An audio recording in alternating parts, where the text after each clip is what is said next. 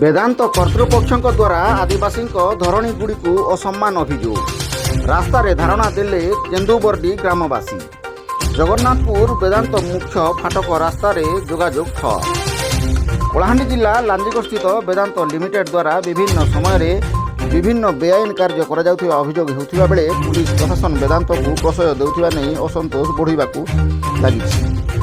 ଆଦିବାସୀଙ୍କ ପରମ ଆରାଧ୍ୟ ଧରଣୀଗୁଡ଼ିକୁ ଜାଣିଶୁଣି ଅସମ୍ମାନ କରିବା ସହିତ ଆଦିବାସୀଙ୍କ ଧର୍ମୀୟ ଭାବନା ସହିତ ଖେଳ ଖେଳୁଥିବା ଅଭିଯୋଗ କରି ଆଜି ରାସ୍ତାରେ ବସି ଧାରଣା ଦେଇଛନ୍ତି କେନ୍ଦୁବର୍ଡି ଗ୍ରାମବାସୀ।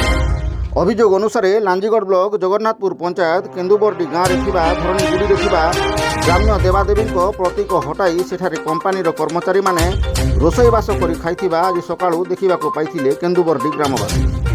ତେବେ ଜାଣିଶୁଣି ଦେବାଦେବୀଙ୍କ ପ୍ରତୀକ ହଟାଇବା, ସେଠାରେ ଜୋତା ପିନ୍ଧି ଚଳପ୍ରଚଳ ହେବା, ମଦ ମାଂସର ଆସର କରିବା ଦ୍ୱାରା ଆଦିବାସୀଙ୍କ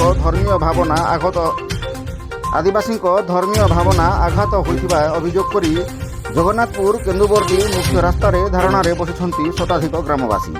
ଆଜି ସକାଳ 8ଟାରୁ ଗାଁ ଲୋକେ ଧାରଣାରେ ବସିଥିବା ବେଳେ ଏଥିଯୋଗୁଁ ଜଗନ୍ନାଥପୁର କେନ୍ଦୁବର୍ଡି ସମେତ ବେଦାନ୍ତ ମୁଖ୍ୟ ଫାଟକକୁ ସଂଯୋଗ କରୁଥିବା ରାସ୍ତା ସମ୍ପୂର୍ଣ୍ଣ ଭାବେ ଠପ୍ ହୋଇଯାଇଛି।